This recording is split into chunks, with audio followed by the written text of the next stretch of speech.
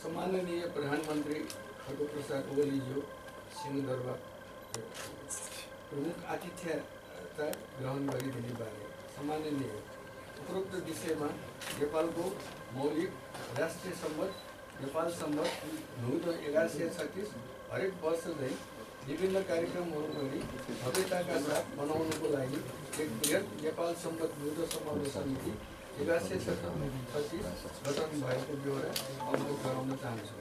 साथै सोही अवसरमा विगतमा पनि सम्माननीय प्रधानमन्त्रीज्यूको प्रमुख आतिथ्यतामा एक विशेष कार्यक्रम सञ्चालन गर्दै आइरहेको बेहोरा जानकारी पेश गर्दछु। यस वर्ष पनि सो अवसरमा विशेष कार्यक्रमसहित बृहत सांस्कृतिक र्यालीको आयोजना गरी यही नेपाल सम्बन्ध 1136 16 फारू कार्तिक 26 गरिएका दिन बिहान 9 बजे गइरहेको जानकारी गराउँदै उक्त कार्यक्रममा सम्माननीय प्रधानमन्त्रीज्यू प्रमुख अतिथिको आतिथ्य ग्रहण गरी कार्यक्रमको शोभा बढाइदिनु हुनु विनम्र अनुरोध।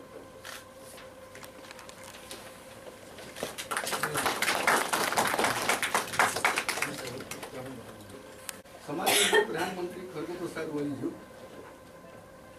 ध्यानाकर्षण गरिएको बारे सम्माननीय उपरोक्त विषयमा नेपालको मौलिक राष्ट्रिय सम्बन्ध नेपाल सम्बन्ध 1136 हरेक वर्ष झैँ विभिन्न कार्यक्रमहरू गरी भव्यताका साथ मनाउनको लागि एक बृहत नेपाल सम्बन्ध राष्ट्रिय समारोह समिति 1136 गठन भएको बेहोरा अवगत गराउन चाहन्छु।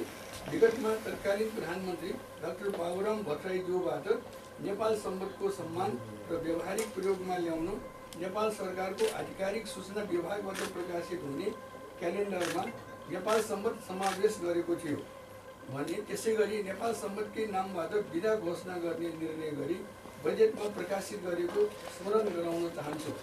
सम्माननीय प्रधानमन्त्रीज्यू समक्ष नेपाल सम्बन्ध राष्ट्रिय सम्बन्धको विषयमा सरकारका तर्फबाट नगरी नहुने निम्नलिखित बुँदामा ध्यानाकर्षण गराउन चाहन्छु। 1. नेपाल सम्बन्धलाई राष्ट्रिय सम्बन्ध घोषणा गरिए बमोजिम यसको उचित सम्मान गरियोस्। 2. नेपाल सम्बन्धलाई व्यवहारमा प्रयोगमा ल्याइयोस्। 3.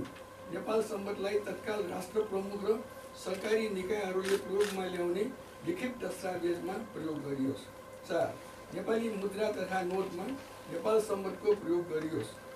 5. नेपाल सम्बन्ध प्रतिष्ठान स्थापना गर्ने कार्य तत्काल थालियोस्। 6. नेपाल सम्बन्धका प्रवर्तक सङ्घदल शाखा र नेपाल सम्बन्ध सम्बन्धी पाठ्य सामग्री पाठ्यक्रममा समावेश गरियोस्। 7. नेपाल सम्बन्ध राष्ट्रिय रूपमा मनाउनको लागि राज्यबाट आर्थिक कोषको व्यवस्था गरियोस्। 8.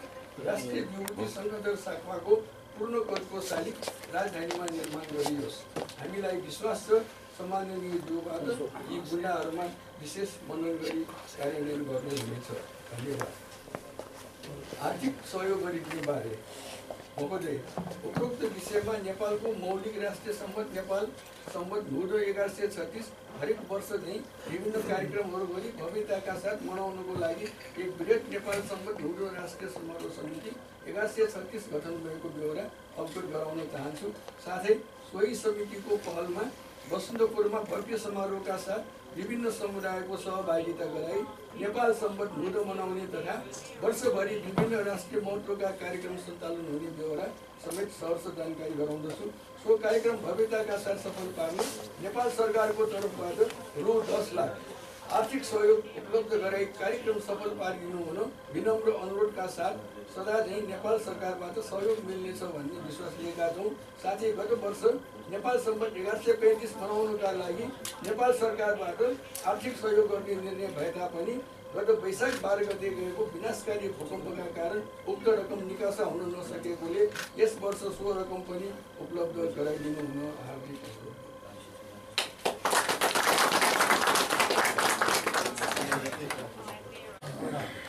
उपस्थित साथीहरू,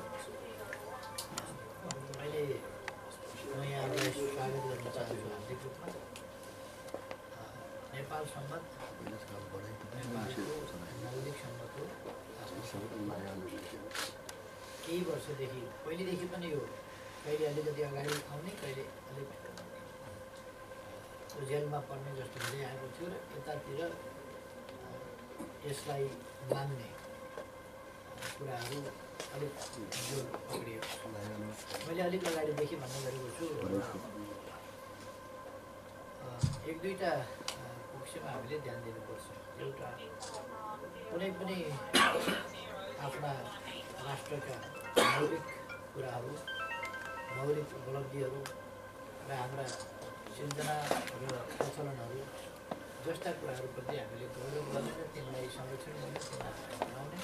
अर्को कुरा, दुनियाँको अहिलेको विकासको रफ्तारसँग तादात्म्यका साथ हामी अगाडि पनि बढ्छौँ। अन्तर्राष्ट्रिय हिसाबमा हामीले 20 सन् चलाएका छौँ। त्यो अन्तर्राष्ट्रिय रूपमा दुनियाँभरि चलेको छ, त्यो आफ्नो ठाउँमा छ। नेपालको हिसाबमा हामीले नेपालसम्म चलाउन सक्छौँ, चलाइराखेका छौँ। हामी यो सोलर पात्रो, सौर्य पात्रो र चन्द्र पात्रोका हिसाबले चलाइरहेका छौँ र हाम्रा सांस्कृतिक सबै कुराहरू सौर्य पात्रो अनुसार सांस्कृतिक कुराहरू चल्दैन। विवाहको लग्न हेर्दाखेरि सौर्य पात्रो अनुसार नहेरेर अरू हिसाबले श्राद्ध होस् अथवा अरू होस्, अथवा हाम्रा चाडबाडहरू दसैँ सौर्य पात्रो अनुसार हुँदैन। रामनवमी नवमी हुन्छ, कृष्णाष्टमी हुन्छ, त्यो चन्द्रपात्रो हुन्छ।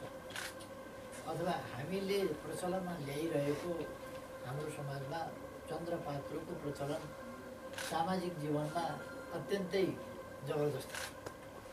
एकादशी मान्ने, व्रत बस्ने, पूजा गर्ने, स्वस्थानी व्रत कथा, शिवरात्रि के मान्नुपर्छ तपाईँले, बुद्ध पूर्णिमा के मान्नुपर्छ, गुरु पूर्णिमा, बाउको मुख हेर्ने, आमाको मुख हेर्ने सबै चन्द्रपात्रोहरू हुन्छ, सूर्यपात्रोहरू हुन्छ।